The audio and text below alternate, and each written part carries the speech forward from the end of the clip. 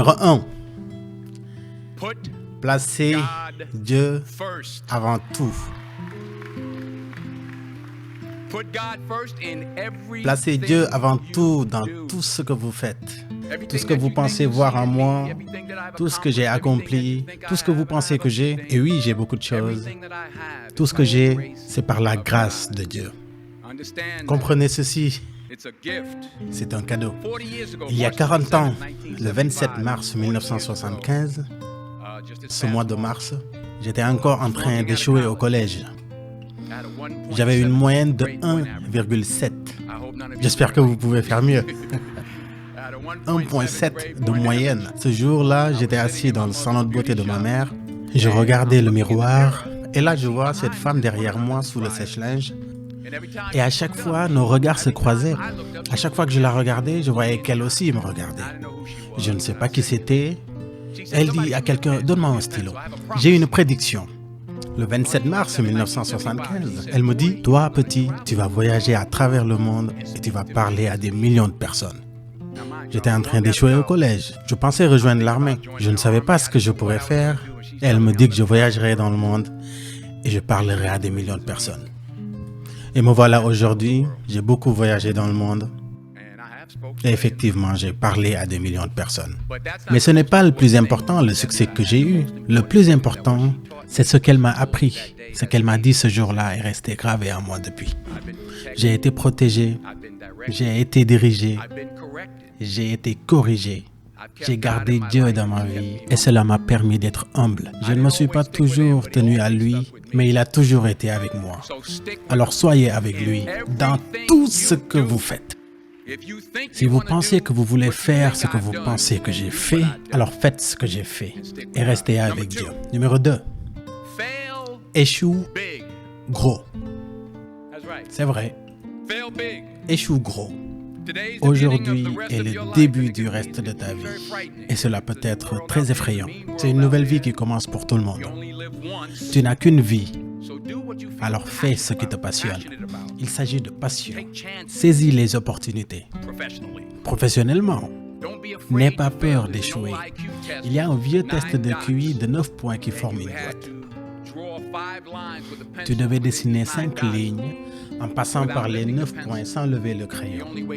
La seule façon de réussir était de sortir de la boîte. Alors n'aie pas peur de sortir de la boîte. N'aie pas peur de penser hors de la boîte. N'aie pas peur d'échouer gros. Pour rêver gros. Mais rappelle-toi, des rêves sans objectif ne sont que des rêves. Et ça crée automatiquement des déceptions.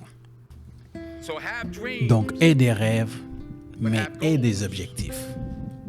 Des objectifs de vie, des objectifs annuels, des objectifs mensuels. J'essaie de me donner un objectif tous les jours. Parfois, pour ne pas me dire les autres, des objectifs simples. Avoir des objectifs et comprendre que pour atteindre ces objectifs, tu dois avoir de la discipline et être persévérant. Pour atteindre ces objectifs, il faut de la discipline, une qualité que tu as certainement déjà acquise. Pas seulement un jour ou deux ou quelques jours. Tu dois le travailler tous les jours. Tu dois le planifier tous les jours.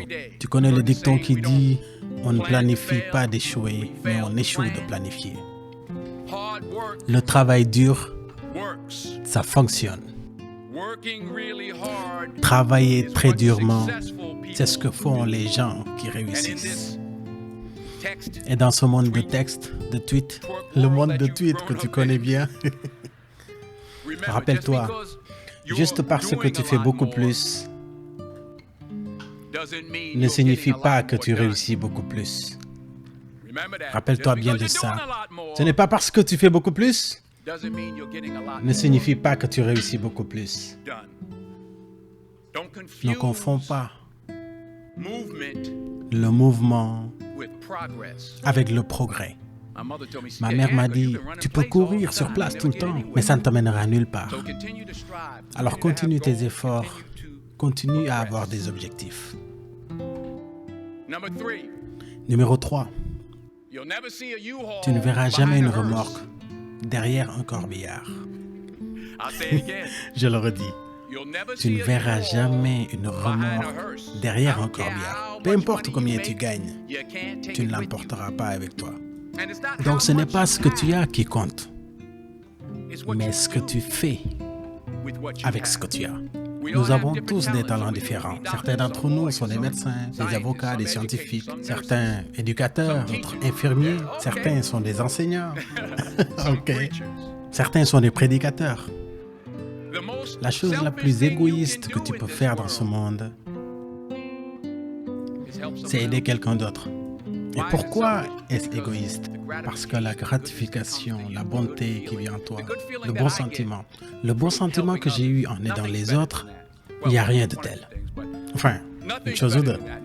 Pas des bijoux, pas des maisons, pas des grandes voitures, mais la joie. C'est là qu'on trouve la joie. C'est là qu'on trouve la réussite. Le fait d'aider les autres. Finalement,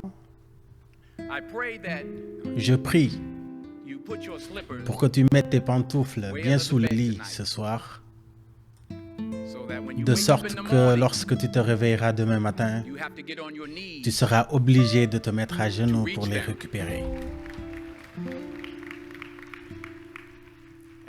Et quand tu seras dans cette position, dis merci pour la grâce. Merci pour la miséricorde. Merci pour la sagesse. Merci pour les parents. Merci pour l'amour. Merci pour la gentillesse. Merci pour l'humilité. Merci pour la paix. Merci pour la prospérité. Dis merci d'avance pour ce qui est déjà à toi. Voilà comment je vis.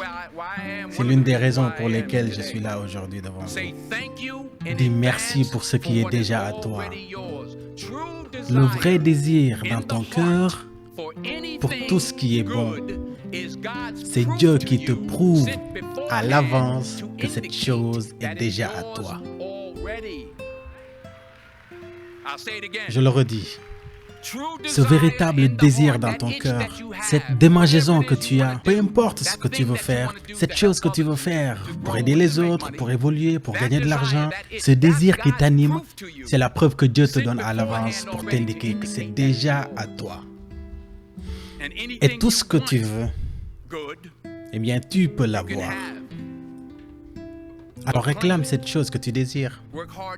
Travaille dur pour l'obtenir et une fois que tu l'auras, saisis quelqu'un d'autre et tire-le d'affaire. Que chacun l'apprenne à un autre. N'aspire pas seulement à gagner ta vie,